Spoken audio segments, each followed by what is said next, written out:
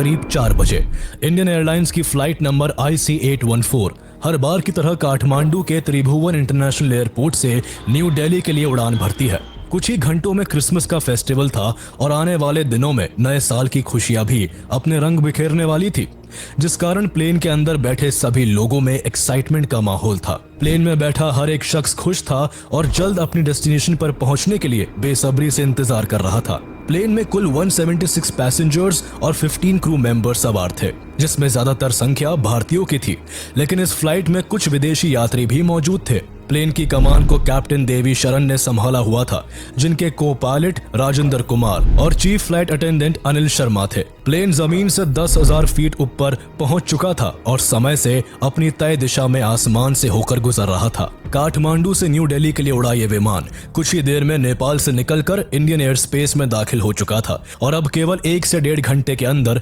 New Delhi के Indira Gandhi international airport पर land करने वाला था। फ्लाइट की डेस्टिनेशन बेशक 1 से 1.5 घंटे की दूरी पर थी, लेकिन फ्लाइट में मौजूद किसी भी इंसान को इस बात का अंदाजा भी नहीं था कि ये 1 से 1.5 घंटे का सफर अब उनके लिए काफी लंबा होने वाला है। आगे जो होने वाला था वो किसी बुरे सपने से भी ज्यादा डरावना था। दरअसल प्लेन के इंडियन एयर स्पेस में एंटर करते ही अचानक से मास्क पहने हुए 5 लोग हाथों में बंदूकें लिए पैसेंजर्स के सामने खड़े हो जाते हैं। ये पांचों लोग आतंकवादी थे, जिनका मकसद इस प्लेन को हाईजैक करना था। प्लेन को अपने कंट्रोल में लेने के लिए एक हाईजैकर बंदूक लेकर पायलट के कैबिन में घुस जाता है और कैप्टन देवी शरण और को पायलट राजेंद्र कुमार पर बंदूक तान देता है। उधर चारों हाईजैकर्स भी पैसेंजर्स और क्रू मेंबर्स को हथियारों से डराने लगते हैं। प्लेन का माहौल एकदम से खौफनाक मंजर में बदल जाता है। पैसेंजर्स को समझ नहीं आता कि थोड़ी देर पहले उनके ही बीच बैठे हुए कुछ लोगों का इस तरह उन पर बंदूक तानना और उनका टेररिस्ट होना कैसे संभव हो सकता है। प्लेन का कंट्रोल पाते ही हाईजैकर्स ने बच्चों और महिलाओं को एक तरफ और यंग पैसेंजर्स को दूसरी तरफ कर लोगों को बांटना शुरू कर दिया। इस घटना से जहां पैसेंजर्स के होश उड़े हुए थे, तो वही पायलट्स कैबिन में मौजूद हाईजैकर कैप्टन शरण पर प्लेन को वेस्ट की तरफ उड़ाने के लिए डरा धमका रहे थे। दरअसल इन हाईजैकर्स का मकसद इस प्लेन को पाकिस्तान ले जाने का था। ये पांचों हाईजैकर्स पूरी प्लानिंग के साथ आए थे। ये लोग इतने चौकन्ने थे कि अपने असली नाम की जगह काफी सावधानी बरतते हुए एक दूसरे को चीफ, बर्गर, डॉक्टर, भोला और शंकर जैसे कोड नेम से बुला रहे थे। इन पांचों ने मिलकर कुछ मिनट्स के अंदर ही बंदूकों के दम पर प्लेन के सभी पैसेंजर्स, पायलट और क्रू मेंबर्स के अंदर अपना खौफ बैठा दिया।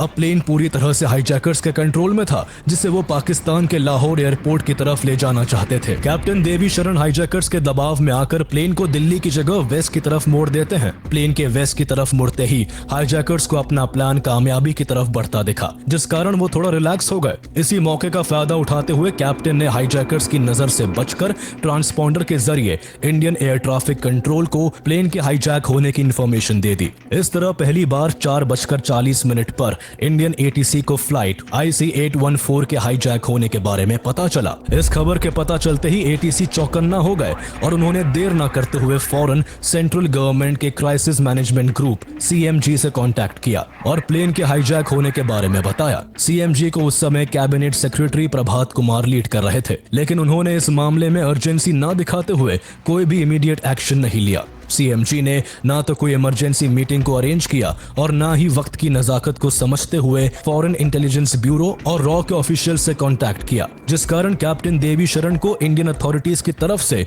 ना तो कोई मदद मिल रही थी और ना ही कोई दिलासा। हैरानी की बात यह थी कि प्राइम मिनिस्टर अटल बिहारी वाजपेयी को हाईजैकिंग की खबर प्लेन हाईजैक होने के करीब 1 घंटे बाद पता चली। कैप्टन शरण हैरान थे कि आखिर ऐसी सिचुएशन में भी ATC कोई जवाब क्यों नहीं दे रहा, लेकिन जब कुछ देर तक ATC की तरफ से कोई जवाब नहीं आया तो वो आने वाले समय को भांप चुके थे। उन्हें अपना और सभी पैसेंजर्स का फ्यूचर साफ साफ दिख रहा था, जिस कारण वो काफी निराश होकर प्लेन को अभी भी पाकिस्तान की सीमा की ओर ले जाने के लिए मजबूर थे। कुछ देर वेस्ट की ओर प्लेन उड़ाने के बाद कैप्टन शरण ने लाहौर में लैंडिंग के लिए पाकिस्तानी ATC से रिक्वेस्ट की, लेकिन उन्होंने कैप्टन की इस रिक्वेस्ट को रिजेक्ट कर दिया। कुछ महीने पहले ही भारत और पाकिस्तान के बीच कारगिल का युद्ध हुआ था, जिसमें भारत ने पाकिस्तान को बुरी तरह शिकस्त दी थी, जिस वजह से इंडिया और पाकिस्तान के संबंध सबसे नाजुक मोड़ पर थे। ऐसे में पाकिस्तान नहीं चाहता था कि किसी भी वजह से शक की सुई उस पर उठे। इसलिए मना करने के साथ पाकिस्तान कैप्टन को धमकी देता है कि अगर इंडियन प्लेन लाहौर में एंटर किया तो प्लेन को शूट कर दिया जाएगा। पाकिस्तान का जवाब कैप्टन शरण को मुश्किल में डाल देता है। उन्हें कोई भी रास्ता नहीं सूझ रहा होता। वो कोशिश करते हैं कि प्लेन इंडिया के ही किसी एयरपोर्ट पर लैंड कर जाए, लेकिन हाईजैकर्स को ये गवारा नहीं था। उन्हें डर था कि ऐसा करने पर उनका बना बनाया प्लान चौपट हो सकता है। कोई डेस्टिनेशन डिसाइड ना होने की वजह से प्लेन लंबे समय तक इंडिया और पाकिस्तान के बॉर्डर के ही चक्कर काटता रहा, जिस कारण प्लेन का फ्यूल तेजी से खत्म हो रहा था और अब अगर प्लेन को जल्द ही लैंड नहीं किया जाता तो प्लेन का क्रैश होना तय था। इन सभी डरावने विचारों से कैप्टन के माथे पर चिंता की लकीरें उभर आई, लेकिन फिर भी इस उलझन के बीच कोई हल निकालने के लिए उन्होंने वापस इंडियन एटीसी से कांटेक्ट किया। कैप्टन ने इंडियन एटीसी से रिक्वेस्ट की कि इंडियन गवर्नमेंट जल्द से जल्द पाकिस्तान से रिक्वेस्ट करे कि वो भारतीय प्लेन को अपने यहाँ लैंड करने की परमिशन दे। कैप्टन ने एटीसी को यह भी बताया कि पाकिस्तान एटीसी उन्हें लाहौर में एंटर नहीं करने दे रहा है। ऐसे में फ्रस्ट्रेटेड हाईजैकर्स किसी भी पल पैसेंजर्स पर अटैक कर सकते हैं। इस खबर से इंडियन अथॉरिटीज समेत पूरा देश हिल चुका था। देश और दुनिया की हर न्यूज में इंडियन प्लेन के हाईजैक होने की खबर हेडलाइंस बन चुकी थी। When 5 mass terrorists hijacked Indian Airlines flight IC814, plane was carrying 11 crew members and 179 passengers. एक तरफ जहां पूरी दुनिया की नजर भारत के इस हाईजैकिंग पर टिकी हुई थी, तो वही अफसोस इस बात का था कि भारत के बहुत से हाई कमांड्स को इस हाईजैकिंग की जानकारी न्यूज चैनल्स के जरिए मिल रही होती है। सीएमजी के इमीडिएट एक्शन न लेने की वजह से पहले ही काफी देर हो चुकी थी, इसलिए इन्फॉर्मेशन मिलते ही इंडियन अथॉरिटीज फौरन हरकत में आ गई। 6:30 बजे इंडियन हाई कमीशन ने पाकिस्तान से प्लेन को लाहौर में लैंड करने की रिक्वेस्ट की, मगर पाकिस्तान ने भारत की इस अपील को खारिज कर दिया। इस तरह इंडियन गवर्नमेंट की कोशिश भी नाकाम रही और अब एक बार फिर प्लेन इंडिया और पाकिस्तान के बॉर्डर पर चक्कर काटने लगा। प्लेन में अब केवल 1 घंटे का ही फ्यूल बचा था, जिसे देखते हुए कैप्टन शरण एक आखिरी प्रयास करते हैं और हाईजैकर को कहते हैं कि प्लेन में जल्दी ही फ्यूल खत्म होने वाला है, जिस कारण प्लेन क्रैश कर सकता है। इसलिए जब तक लाहौर का रास्ता साफ नहीं हो जाता, प्लेन को अमृतसर एयरपोर्ट पर लैंड करके रिफ्यूल कर लेना चाहिए। हाईजैकर्स बिल्कुल नहीं चाहते थे कि उनके द्वारा हाईजैक किया गया इंडियन प्लेन इंडिया के अंदर ही लैंड करे, क्योंकि ऐसा करना उनके लिए अपने पैरों पर कुल्हाड़ी मारने जैसा था। लेकिन प्लेन अपनी डेस्टिनेशन के हिसाब से ज्यादा ट्रैवल कर चुका था, जिस कारण फ्यूल की शॉर्टेज का अनुमान हाईजैकर्स को भी था। कोई और ऑप्शन ना होने की वजह से हाईजैकर्स कैप्टन की बात मान गए और ना चाहते हुए भी रिफ्यूलिंग के लिए प्लेन को अमृतसर में उतारने के लिए तैयार हो गए। कैप्टन देवी शरण का ये समझदारी भरा प्रयास सफल हो चुका था, जिस कारण अब हाईजैक हुआ प्लेन भारत की सीमा के अंदर अमृतसर की एयरपोर्ट पर लैंड करने वाला होता है। देखा जाए तो सिचुएशन को संभालने के लिए इंडियन गवर्नमेंट और इंडियन अथॉरिटीज के पास बेस्ट चांस था। कैप्टन देवी शरण को भी अब उम्मीद की एक किरण नजर आ रही होती है। उन्हें विश्वास था कि अगर एक बार प्लेन इंडिया में लैंड कर गया तो भारत सरकार कैसे भी करके हाईजैकर्स के प्लान को फ्लॉप कर देगी और सभी पैसेंजर्स की जान बचा लेगी। लेकिन असल में जो कुछ होता है वो भारत के लिए एक हिस्टोरिकल ब्लंडर साबित होता है और कैप्टन देवी शरण की आखिरी उम्मीद भी टूट जाती है। दरअसल हाईजैकर्स के मानते ही कैप्टन शरण अमृतसर एटीसी से राजा सांसी एयरपोर्ट पर लैंडिंग की परमिशन मांगते हैं। अमृतसर एटीसी लैंडिंग की परमिशन देते ही फौरन सभी इंफॉर्मेशन इंडियन अथॉरिटीज को फॉरवर्ड कर प्लेन के लैंड करने का इंतजार करता है। कुछ ही देर बाद 6:44 PM पर प्लेन राजा सांसी एयरपोर्ट पर लैंड करता है। प्लेन के लैंड करते ही पहले से ही तैयार पंजाब पुलिस हरकत में आ जाती है और दिल्ली से अगले ऑर्डर्स का इंतजार करने लगती है। उधर दिल्ली में प्रधानमंत्री Atal Bihari Vajpayee crisis management group के साथ हाईजैकिंग को लेकर मीटिंग करते हैं, पर मीटिंग में हाईजैकिंग को रोकने के लिए कोई भी सॉल्यूशन नहीं निकलता। वहीं पंजाब पुलिस हाईजैकर्स से लगातार कांटेक्ट करने की कोशिश करती है, लेकिन हाईजैकर्स पंजाब पुलिस से कोई बातचीत नहीं करते। वो बस जल्द से जल्द रिफ्यूलिंग कराकर प्लेन को भारत की सीमा से बाहर ले जाना चाहते थे। लेकिन जब फ्यूलिंग में वक्त लगने लगा तो हाईजैकर्स को शक हुआ और उन्होंने कैप्टन शरण के सिर पर बंदूक लगाकर जल्द फ्यूलिंग करने की डिमांड की। लेकिन दिल्ली हाई कमांड्स का सख्त आदेश था कि फ्यूलिंग में देरी की जाए, जिससे एनएसजी कमांडोज को अमृतसर पहुंचने के लिए ज्यादा से ज्यादा समय मिल सके। एनएसजी कमांडोज अभी भी अपनी डेस्टिनेशन से 400 किलोमीटर दूर दिल्ली में ही थे। उन्हें अमृतसर पहुंचने में टाइम लगने वाला था। यूं देखते देखते काफी वक्त गुजर गया, पर प्लेन में अभी भी फ्यूल फिल नहीं किया गया। इस तरह हो रही देरी से हाईजैकर्स का फ्रस्ट्रेशन बढ़ने लगा। उन्होंने गुस्से में आकर कई पैसेंजर्स को मारना पीटना शुरू कर दिया और इसी फ्रस्ट्रेशन का शिकार सतनाम सिंह नाम के एक पैसेंजर को बनना पड़ा। हाईजैकर्स ने गुस्से में सतनाम पर कई बार वार किए, जिसे देख पूरे प्लेन में सन्नाटा फैल गया। हर कोई डरा सहमा चुपचाप होकर बैठ जाता है और ठीक वही करता है जो हाईजैकर्स कहते हैं। प्लेन में सतनाम पर अटैक से घबराए कैप्टन एक बार फिर अथॉरिटीज से कांटेक्ट करते हैं। कैप्टन कहते हैं कि अगर जल्दी रिफ्यूल नहीं की गई तो हाईजैकर सभी पैसेंजर्स को एक एक करके मार देंगे। भारत सरकार चिंता के बोझ से दबी जा रही थी, क्योंकि अभी भी एनएसजी कमांडोज को अमृतसर पहुंचने में समय लगने वाला था। इसलिए पैसेंजर्स की सेफ्टी के लिए डिसाइड हुआ कि अब वो फौरन एक फ्यूल ट्रक प्लेन तक भेजेंगे। लेकिन ट्रक में केवल फ्यूल ही नहीं बल्कि पंजाब पुलिस भी सवार होगी, जो फ्यूल भरने की आड़ में प्लेन के टायर्स को पंचर कर देगी, जिससे प्लेन उड़ ही ना पाए। कुछ ही देर बाद प्लेन के अनुसार फ्यूल ट्रक प्लेन की तरफ बढ़ता है, पर ट्रक काफी स्पीड से चल रहा होता है, जिस वजह से एटीसी को डर था कि इतनी स्पीड से ट्रक को अपनी तरफ आता देख हाईजैकर्स के मन में शक पैदा हो सकता है। इसलिए एटीसी ने ट्रक ड्राइवर से ट्रक को स्लो करने को कहा, लेकिन ड्राइवर सही से इंस्ट्रक्शन को सुन नहीं पाया और ट्रक को स्लो करने की जगह एकदम से बीच सड़क पर रोक दिया। ट्रक का रुकना भारत सरकार के लिए बुरी तरह बैकफायर करता है। अचानक से ट्रक का स्पीड से उनकी ओर आना और फिर रुक जाना हाईजैकर्स के मन में शक पैदा कर देता है।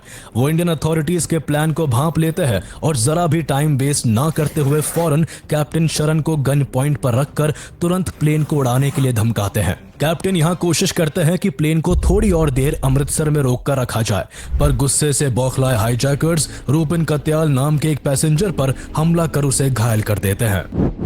25 साल के रूपिन कत्याल की कुछ दिन पहले ही शादी हुई थी और वो इस प्लेन में अपनी वाइफ के साथ ट्रैवल कर रहे थे, लेकिन हाईजैकर्स द्वारा शुरू में ही महिलाओं और बच्चों को अलग कर दिया गया था, जिस कारण रूपिन की वाइफ को भी पता नहीं चला कि रूपिन हाईजैकर्स के अटैक की वजह से खून से लथपथ हो गए हैं और बुरी तरह दर्द से करहा रहे हैं। हाईजैकर्स यही नहीं रुकते, बल्कि बंदूकें लोड करके दूसरे पैसेंजर्स की तरफ तान देते हैं। ये सब होता देख प्लेन में बैठे लोग चीखना शुरू कर देते हैं। अब कैप्टन शरण के पास कोई और रास्ता नहीं बचता। अगर वो हाईजैकर्स की बात ना मानते तो प्लेन में कत्लेआम मच जाता, इसलिए मजबूरन कैप्टन को प्लेन स्टार्ट कर अमृतसर से टेक ऑफ करना पड़ता है।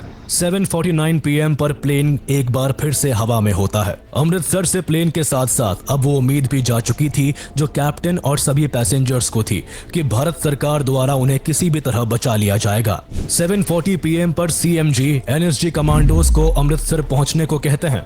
7:55 PM पर NSG अमृतसर के लिए रवाना होते हैं, लेकिन तब तक बहुत देर हो चुकी थी। इंडियन अथॉरिटीज के बीच अगर कम्युनिकेशन गैप ना होता और क्लियर प्लान के साथ हाईजैकिंग की खबर मिलते ही फौरन एनएसजी कमांडोज को एक्शन लेने के लिए तैयार कर दिया जाता, तो शायद अमृतसर ही इस फ्लाइट का लास्ट डेस्टिनेशन होता, लेकिन ऐसा होता नहीं है। वैसे एनएसजी कमांडोज के लेट पहुंचने को लेकर भी कई थ्योरीज है, जिसमें एक थ्योरी ये है कि हाईजैक हुए प्लेन में रॉ एजेंट शशि भूषण सिंह तोमर नाम के एक पैसेंजर भी मौजूद थे, जो प्राइम मिनिस्टर अटल बिहारी वाजपेयी के सेक्रेटरी एनके सिंह के ब्रदर इन लॉ थे।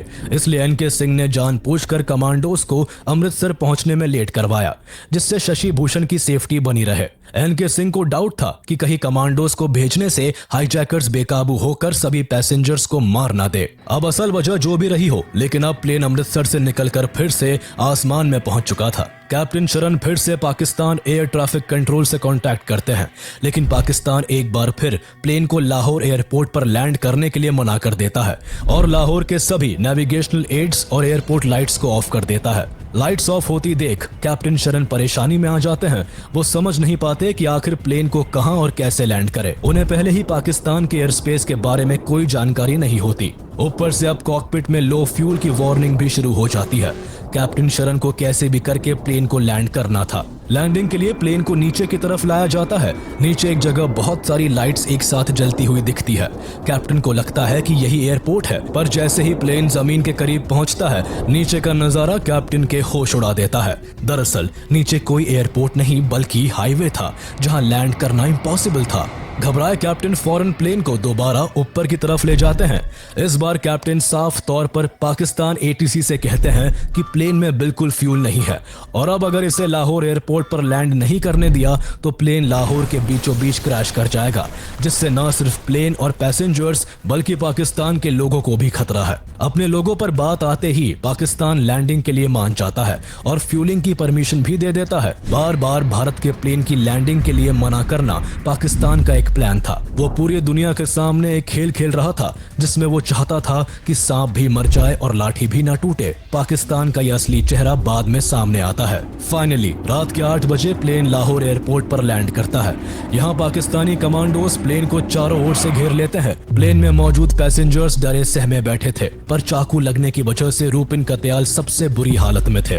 रूपिन के ट्रीटमेंट के लिए कैप्टन और क्रू मेंबर्स पाकिस्तान से मेडिकल हेल्प मांगते हैं, पर पाकिस्तान फ्यूलिंग के अलावा और कोई मदद नहीं करता है। रिफ्यूलिंग होते ही प्लेन को पाकिस्तान छोड़ने का अल्टीमेटम दे दिया जाता है। हाईजैकर्स की डिमांड पर पाकिस्तान को छोड़ इस बार प्लेन अफगानिस्तान की ओर उड़ान भरता है, लेकिन 1999 में अफगानिस्तान में नाइट लैंडिंग और टेक ऑफ की फैसिलिटी नहीं थी, जिस वजह से प्लेन को ओमान की तरफ उड़ा दिया जाता है। लेकिन ओमान अथॉरिटीज प्लेन को अपनी सीमाओं में घुसने की इजाजत नहीं देती है, जिस वजह से अब प्लेन UAE की डायरेक्शन में मूव करता है। भारत सरकार की ओर से रिक्वेस्ट करने पर UAE प्लेन को दुबई के अल मिनहाद एयरबेस पर लैंडिंग की परमिशन दे देता है, जिसके बाद रात के करीब 3 बजे प्लेन UAE में लैंड करता है। UAE में लैंडिंग के साथ ही इंडियन अथॉरिटीज UAE गवर्नमेंट से कांटेक्ट कर वहां अपने कमांडोज को भेजने की परमिशन मांगती है, लेकिन UAE भारत की इस रिक्वेस्ट को रिजेक्ट कर देता है। हालांकि भारत के कहने पर UAE अथॉरिटीज हाईजैकर्स के साथ एक नेगोशिएशन करती है, जिसमें फ्यूल के बदले इंजर्ड पैसेंजर्स, महिलाओं और बच्चों को रिलीज करने की डिमांड थी। हाईजैकर्स यहां 27 पैसेंजर्स को छोड़ने के लिए मान जाते हैं, जिसमें एक डेड बॉडी भी थी। ये बॉडी किसी और की नहीं बल्कि रूपिन कत्याल की थी, जो इलाज ना मिल पाने की वजह से अब तक दम तोड़ चुके थे। सभी पैसेंजर्स और रूपिन की बॉडी को इंडियन एयरक्राफ्ट द्वारा अपने देश बुला लिया जाता है। पैसेंजर्स को लेने और UAE सरकार की मदद के लिए ग्रैटिट्यूड शो करने के लिए civil aviation minister Sharad Yadav खुद UAE जाते हैं। वही प्लेन में रिफ्यूलिंग होते ही प्लेन एक बार फिर आसमान में होता है। अब कुछ ही देर में सुबह होने वाली थी, जिस वजह से प्लेन को अफगानिस्तान की ओर ले जाया जाता है और फाइनली 25 दिसंबर की सुबह अफगानिस्तान के कांधार इंटरनेशनल एयरपोर्ट पर प्लेन अपनी लास्ट लैंडिंग करता है। कांधार एयरपोर्ट पर प्लेन के लैंड होते ही तालिबानियों द्वारा प्लेन को चारों तरफ से घेर लिया जाता है। भारत को प्लेन के अफगानिस्तान में होने की इंफॉर्मेशन मिलती है, जिसने भारत सरकार के लिए एक नई उलझन पैदा कर दी। दरअसल उस समय अफगानिस्तान पर तालिबान का राज था, लेकिन इंडिया तालिबान को रिकॉग्नाइज नहीं करता था, जिस कारण प्लेन का अफगानिस्तान में होना इंडिया के लिए एक और परेशानी का कारण बन चुका था। एक तरफ इंडियन अथॉरिटीज का मानना था कि हाईजैकर्स को पाकिस्तान ISI के एक्टिव सपोर्ट के साथ साथ तालिबान का भी सपोर्ट है, तो वही तालिबान का कहना था कि उनका मोटिव बस इंडिया और हाईजैकर्स के बीच नेगोशिएशन कराना है। तालिबान की इंटेंशंस पर भरोसा न होते हुए भी भारत सरकार ने तालिबान से पैसेंजर्स की सेफ्टी की अपील की, साथ ही हाईजैकर्स से उनकी डिमांड्स को जानना चाहा। इस दौरान हाईजैकर्स का गुरूर 7वें आसमान पर होता है। उन्हें अब लगने लगा था कि इंडिया पैसेंजर्स को रिहा कराने के लिए उनकी हर शर्त को मानेगा, इसलिए हाईजैकर्स ने इस मौके का फायदा उठाते हुए भारत के सामने 36 टेररिस्ट जो कि भारत के जेल्स में प्रिजनर्स थे, उन्हें रिलीज करने की डिमांड की। इसके अलावा हाईजैकर्स ने सजाद अफगानी की डेड बॉडी को भी मांगा, जो कि पाकिस्तानी मिलिटेंट और हरकत उल अंसर का कमांडर इन चीफ था, जिसको भारत की जेल से भागने के दौरान मार दिया गया था। हाईजैकर्स यही नहीं रुके, वो भारत से $200 मिलियन की फिरौती भी मांगते हैं। प्राइम मिनिस्टर अटल बिहारी वाजपेयी हाईजैकर्स के आगे झुकने को बिल्कुल तैयार नहीं थे। वो उनकी डिमांड्स को किसी भी कीमत पर नहीं मानना चाहते थे, क्योंकि टेररिस्ट को रिहा करने का मतलब होता भारत के खिलाफ फिर से आतंकवादी गतिविधियों का होना। लेकिन इन्हीं सब के बीच न्यूज चैनल्स के जरिए हर एक खबर लोगों तक जा रही थी। इन खबरों में एक पैसेंजर की मौत की खबर भी होती है और कई पैसेंजर्स के घायल होने की बात भी शुमार थी। साथ ही न्यूज चैनल्स और न्यूज़पेपर्स में प्लेन के अफगानिस्तान में होने की हेडलाइंस भी बन चुकी थी। ये सभी खबरें भारत के लोगों को बेचैन करने के लिए काफी होती है। इन खबरों के कारण सबसे बुरा हाल उन फैमिलीज का होता है जिनका कोई अपना उस प्लेन में मौजूद था। प्लेन में बैठे पैसेंजर्स की फैमिलीज और रिलेटिव्स का कंसर्न केवल अपने लोगों की जान की सलामती का था। वो किसी भी तरह अपने परिवार वालों को हाईजैकर्स के चंगुल से छुड़ाना चाहते थे। इसलिए 26 दिसंबर 1999 को external affairs minister Jaswant Singh जब हाईजैकिंग को लेकर प्रेस कॉन्फ्रेंस कर रहे थे तो उसी बीच इन फैमिलीज की भीड़ इकट्ठा हो गई और जसवंत सिंह से अपने परिवार वालों की सुरक्षा की अपील करने लगे। इसके अलावा कुछ परिवार वाले गुस्से में आकर जसवंत सिंह से हाईजैकर्स की डिमांड को पूरा करने का जोर डालने लगे। सिर्फ पैसेंजर्स की फैमिलीज ही नहीं बल्कि ऑपोजिशन पार्टीज का भी गवर्नमेंट पर पैसेंजर्स की सेफ्टी को लेकर दबाव था। इसलिए गवर्नमेंट ने हाईजैकर्स से नेगोशिएशन करने के लिए एक टीम को कांधार भेजने का फैसला लिया। 27 दिसंबर को ये टीम कांधार पहुंची जिसे senior Indian foreign service officer Vivek Katju head कर रहे थे। तालिबान ने हाईजैकर्स और इंडिया के नेगोशिएशन टीम के बीच नेगोशिएशन कराना स्टार्ट कर दिया, लेकिन दिन पर दिन गुजर रहे थे और हाईजैकर्स एंड इंडियन अथॉरिटीज के बीच कोई भी फैसला नहीं हो पा रहा था। तालिबान ने हाईजैकर्स को $200 मिलियन और सजाद अफगानी की डेड बॉडी की डिमांड को छोड़ने के लिए मना लिया था, पर हाईजैकर्स 36 प्रिजनर्स को रिलीज करने की मांग पर डटे हुए थे। इंडियन अथॉरिटीज इस मांग के विरोध में थी, जिस कारण अभी भी नेगोशिएशन किसी भी नतीजे पर नहीं पहुंचता है। इस दौरान प्लेन में बैठे पैसेंजर्स और क्रू मेंबर्स का जीवन नर्क हो चुका था। पैसेंजर्स को प्लेन में बैठे पूरा एक हफ्ता हो चुका था, जिस वजह से उनके पास खाने के लिए ना तो खाना बचा था और ना ही पीने के लिए पानी। इसके अलावा प्लेन के टॉयलेट्स तक ओवरफ्लो करने लग गए थे। हर एक चीज उस वक्त पैसेंजर्स को परेशान कर रही थी। इधर पैसेंजर्स का हाल बुरा था तो उधर इंडियन गवर्नमेंट के ऊपर हर दिन दबाव बढ़ता ही जा रहा था। कुछ लोग क्राइसिस मैनेजमेंट ग्रुप की मीटिंग में घुसकर हंगामा कर रहे थे तो कुछ लोग प्रधानमंत्री वाजपेयी के रेजिडेंस के बाहर प्रोटेस्ट कर रहे थे। इसी प्रेशर के चलते नेगोशिएशन टीम को जल्द से जल्द कोई फैसला लेने के लिए कहा गया। हम किसी भी दबाव में आकर के आतंकवादियों को छोड़ते हैं तो आतंकवादियों का हौसला बढ़ जाएगा। नेगोशिएशन टीम हाईजैकर्स की डिमांड को काफी हद तक कम करने में सफल हो चुकी थी।